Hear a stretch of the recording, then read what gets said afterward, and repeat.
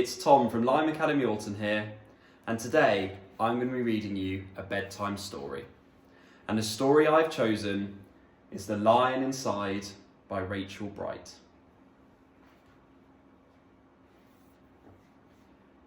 In a dry, dusty place where the sand sparkled gold, stood a mighty flat rock, all craggy and old. And under that rock, in a tiny full house, lived the littlest, quietest, meekest brown mouse.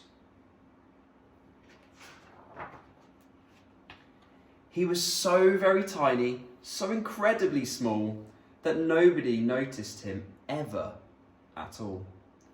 Ow! He got trod on and sat on and missed out for stuff, ignored and forgotten. Ouch! Yes, mouse life was tough. Meanwhile, far above, on top of the rock, times were quite different.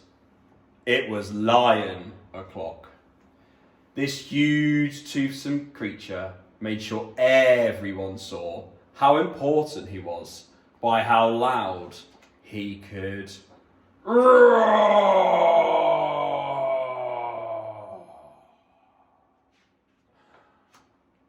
He was head of the pack.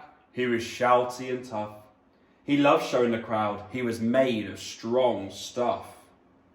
Yes, all were impressed by this mighty king cat. If only, thought Mouse, I could be more like that. Then late one dark night, in his Minnie Mouse bed, the cleverest thoughts popped into his head. He jumped from the covers and held up a paw. I've got it, he said. What I need is a roar. I mean, what if this mouse, with the weeniest squeak, was a little more grrr and a little less meek? Well, he'd still be the smallest of fuzzy brown mice, but he'd make friends and join in, and life would be nice. Yes, thought the mouse, I must find out how. I will learn how to roar, and I will learn it now. But, gulp, oh my gosh, there was only one beast who could teach him this thing, but might make him a feast. It was time to be strong, take a chance after all. Forever was such a long time to feel small. So he made himself brave, and he thought like a winner. He set off for the top, hoping not to be dinner. It felt like the scariest thing he could do, but if you want things to change, you first have to change you. The further he climbed, the closer he got to the slumbering lion reclining on top. Then at last, as he stood on his tippity toes, he found himself suddenly nose to nose.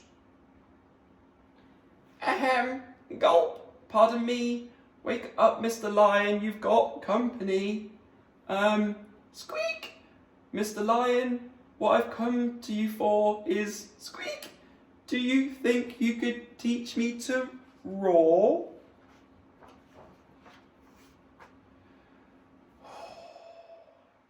A silence befell that twinkling plain. Lion opened his eyes and puffed out his mane. Time slowed right down. Why, it felt like a week. Then he opened his mouth and let out an eek. The lion was shaking, his paws all a-fumble. He was backing away with a scrambling tumble. Don't hurt me, he whimpered. Oh, try to be nice. Well, my goodness, this lion was frightened of mice. Don't worry, Mouse peeped. I'm a friend, not a foe. Let's rock this together, we'll have fun, don't you know? Oh, that was a magical moment for sure, when Mouse didn't feel at all small anymore. He had found his true voice and learned to speak out, and for that, you don't need to roar or to shout. And from that day and always, the two were a pair. They both liked that rock better, now that rock was to share. The mouse, while still little, felt big in his head. And Lion, he still roared, but with laughter instead. Ha ha ha ha ha ha ha. Yes, that day they both learned that no matter your size, we all have a mouse and a lion inside. The end. Thank you all for listening to The Lion Inside today. Hope you all sleep well. Good night.